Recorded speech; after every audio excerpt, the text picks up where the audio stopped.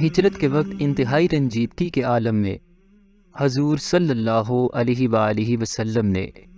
اپنے یار غار صدیق جانثار رضی اللہ عنہ کو ساتھ لے کر رات کی تاریکی میں مکہ سے ہجرت فرما کر اپنے وطن عزیز کو خیر آباد کہہ دیا تھا، اور مکہ سے نکلتے وقت خدا کے مقدس گھر خانہ کعبہ پر ایک حسرت بری نگاہ ڈال کر یہ فرماتے ہوئے مدینہ روانہ ہوئے تھے کہ اے مکہ، خدا کی قسم تو میری نگاہ محبت میں تمام دنیا کے شہروں سے زیادہ پیارا ہے۔ اگر میری قوم مجھے نہ نکالتی تو میں ہرگز تجھے چھوڑ کر نہ جاتا۔ اس وقت کسی کو یہ خیال بھی نہیں ہو سکتا تھا کہ مکہ کو اس بے سر و سامانی کے عالم میں خیر آباد کہنے والا صرف 8 ہی برس بعد ایک فاتح اعظم کی شان و شوکت کے ساتھ اسی شہر مکہ میں نزول اجلال فرمائے گا اور کعبۃ اللہ میں داخل ہو کر اپنے سجدوں کے جمال و جلال سے خدا کے مقدس گھر کی عظمت کو سرفراز فرمائے گا۔ لیکن ہوا یہ کہ اہل مکہ نے صلح حدیبیہ کے معاہدے کو توڑ ڈالا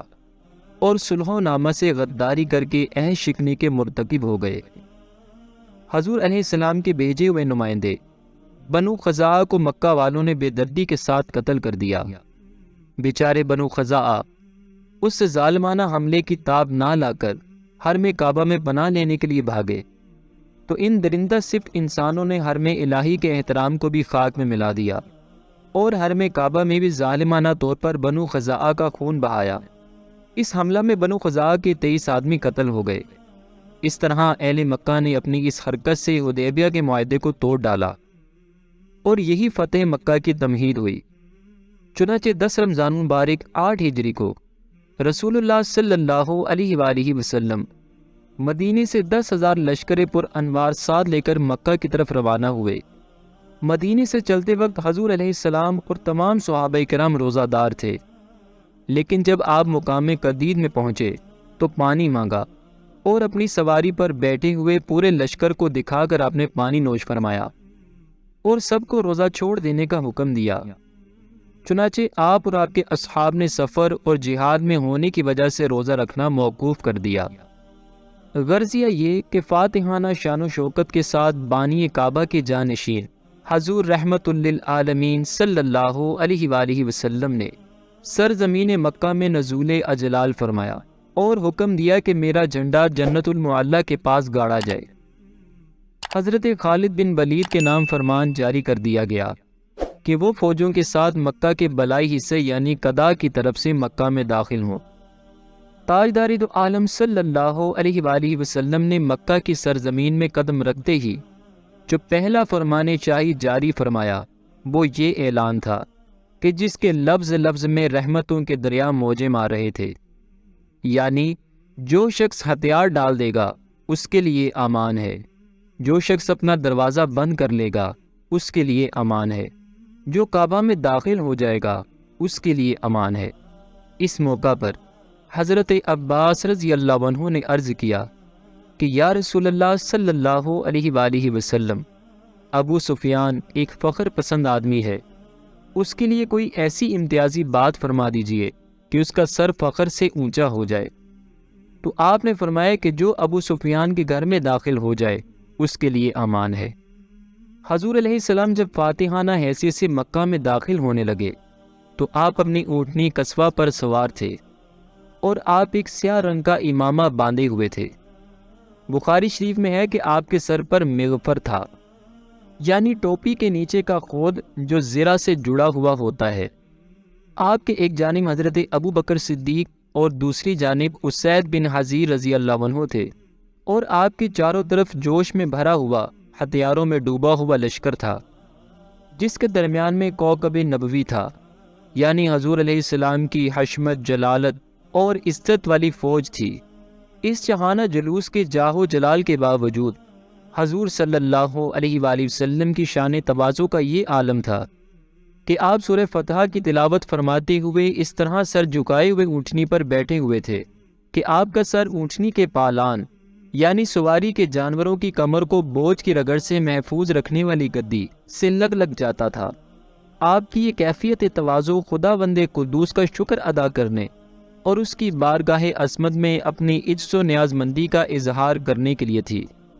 جب آپ مکہ میں داخل ہو گئے، پھر آپ اپنی اونٹنی پر سوار ہو کر اور حضرت اسامہ بن زید کو اونٹنی کے پیچھے بٹھا کر مسجد حرام کی طرف روانہ ہوئے، اور حضرت بلال اور حضرت عثمان بن طلحہ کعبے کے کلید بردار یعنی کعبہ شریف کی چابیاں اٹھانے والے بھی آپ کے ساتھ تھے۔ آپ نے مسجد حرام میں اپنی اونٹنی کو بٹھایا اور کعبہ شریف کا طواف کیا اور حجر اسود کو بوسہ دیا۔ کعبے کے اندرون حصار 360 بتوں کی قطار تھی۔ آپ خود بنفس نفیس ایک چھڑی لے کر کھڑے ہوئے اور ان بتوں کو چھڑی کی نوک سے ٹوکے مار مار کر گراتے جاتے تھے،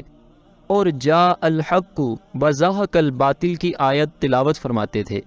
یعنی حق آ گیا اور باطل مٹ گیا، اور باطل مٹنے کی ہی چیز تھی۔ پھر ان بتوں کو جو عین کعبے کے اندر تھے، آپ نے ان سب کو نکالنے کا حکم فرمایا۔ جب تمام بتوں سے کعبہ پاک ہو گیا تو آپ اپنے ساتھ اسامہ بن زید اور حضرت بلال اور حضرت عثمان بن طلحہ کو ساتھ لے کر خانہ کعبہ کے اندر تشریف لے گئے، اور تمام گوشوں پر تکبیر پڑھی اور 2 رکعت نماز بھی پڑھی۔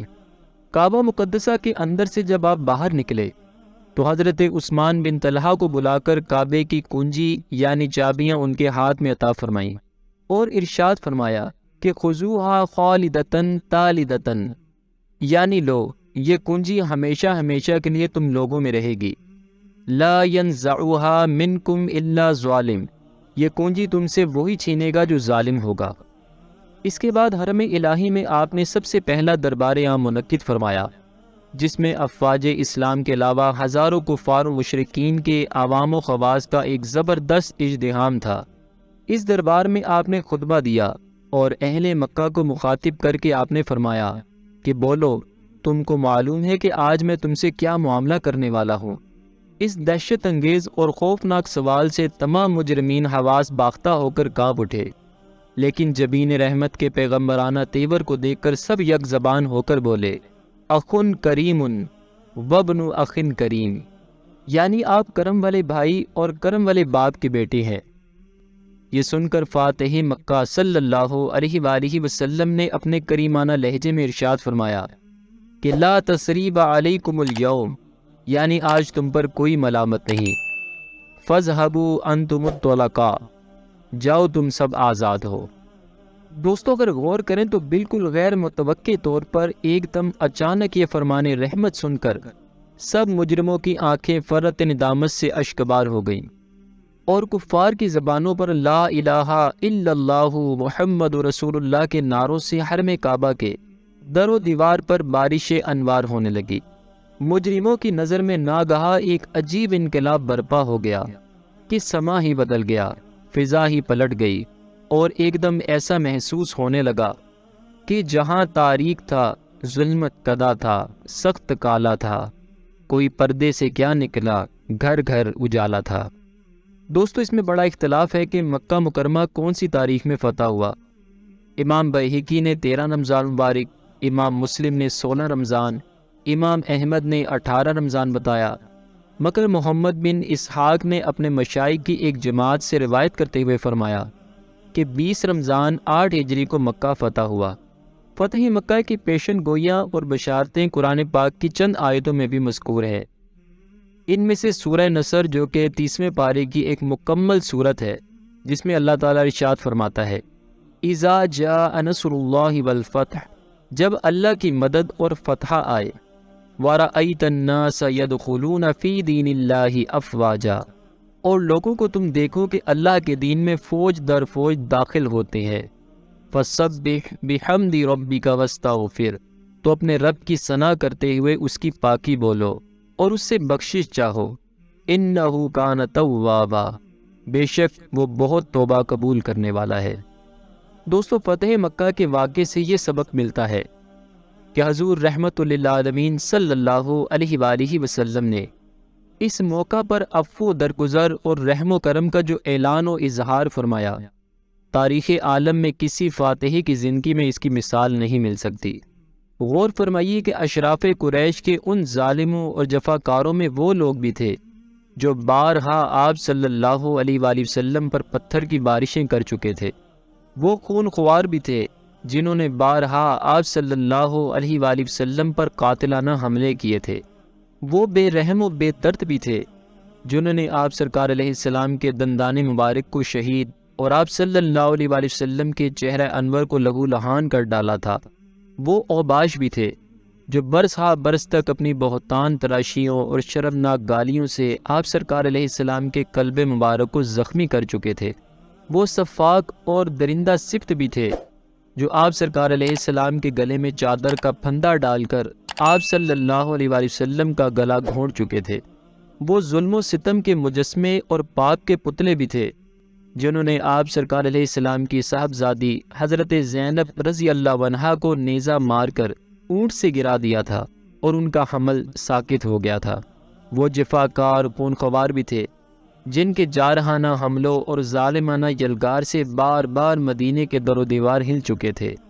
وہ ستم گار بھی تھے جنہوں نے حضور علیہ السلام کے پیارے چچا حضرت حمزہ کو قتل کیا اور ان کی ناک کان کاٹنے والے، ان کی آنکھیں پھوڑنے والے، ان کا جگر چبانے والے بھی اس مجمع میں موجود تھے۔ وہ بے رحم بھی تھے جنہوں نے شمع نبوت کے جان نثار پروانوں یعنی حضرت بلال، حضرت صہیب، حضرت عمار، حضرت خبیب، حضرت زین بن دشنا رضی اللہ عنہم کو رسیوں سے باندھ باندھ کر، کوڑے مار مار کر جلتی ریتوں پر لٹایا تھا۔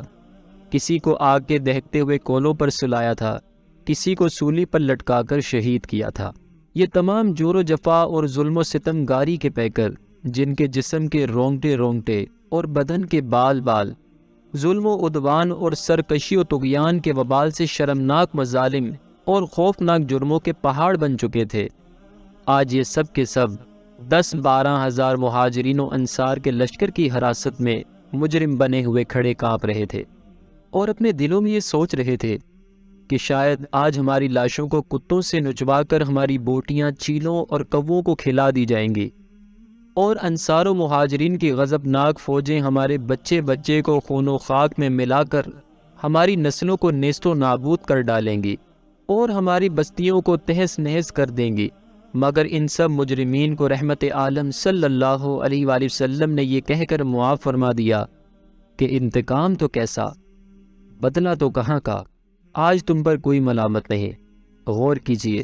بزرگ فرماتے ہیں، اے آسمان بول، اے زمین بتا، اے چاند و سورج تم بولو، کیا تم نے روئے زمین پر ایسا فاتح اور رحم دل شہنشاہ کبھی دیکھا ہے؟ کیا کبھی سنا ہے؟ سن لو، تمہارے پاس اس کے سوا کوئی جواب نہیں ہے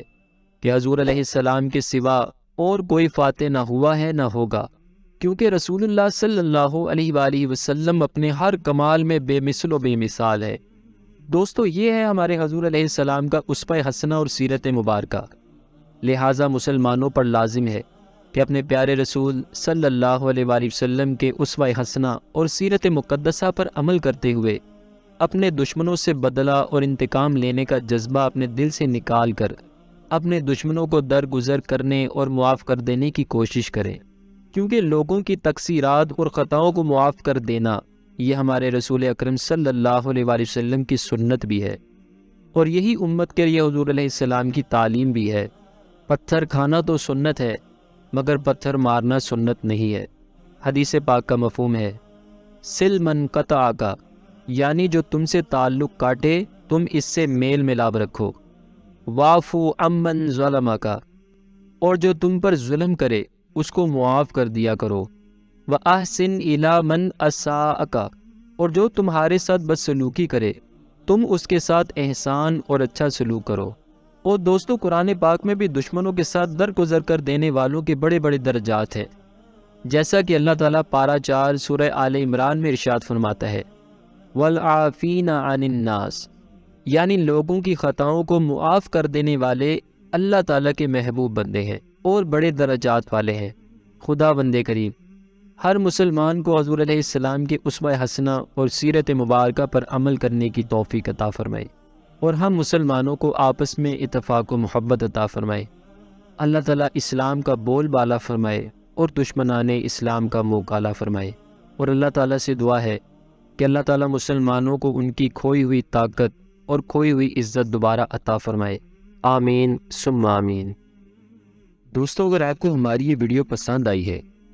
تو اس ویڈیو کو لائک ضرور کریں، اپنے دوستوں کے ساتھ شیئر کریں۔ ویڈیو کے نیچے لال رنگ کے بٹن کو دبا کر ہمارے چینل کو سبسکرائب کریں اور ساتھ ہی ساتھ بیل کے بٹن کو بھی دبائیں تاکہ آپ ہماری نئی آنے والی ویڈیو سے باخبر رہیں۔ دوستو، ویڈیو دیکھنے کا شکریہ۔ اپنا بہت سا خیال رکھیے گا۔ فی امان اللہ۔